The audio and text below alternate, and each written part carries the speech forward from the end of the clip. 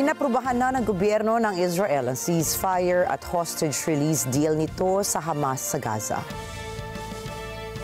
Nagbibigay daan ito para sa ganap na maging epektibo na ang kasunduan noong linggo. Ginawa ang naturang desisyon matapos ang ilang oras ng diskusyon na umabot hanggang gabi ng Biyernes. Nasa two far-right ministers naman ang tumutol sa naturang kasunduan. Nauna na ngang inirekomenda ng Israeli Security Cabinet ang pagratipika sa naturang kasunduan at sinabing sinusuportahan nila ang tagumpay ng mga layunin sa gyera base na rin sa pahayag mula sa opisina ni Prime Minister Benjamin Netanyahu. Sa ilalim nga ng ceasefire deal, palalayain ang 33 Israeli na bihag ng Hamas kapalit ng daan-daang Palestinong preso sa mga piitan ng Israel para sa unang bahagi ng kasunduang magtatagal ng 6 na linggo. Iaatras din ng Israel ang mga tropa nito sa Gaza.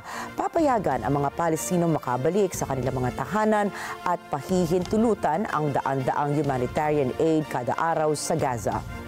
Magsisimula naman sa ika-16 na araw ng ceasefire ang negosasyon para sa second phase kung saan inaasahan ang full withdrawal ng Israeli troops at pagpapanumbalik ng tuloy-tuloy na kaayusan.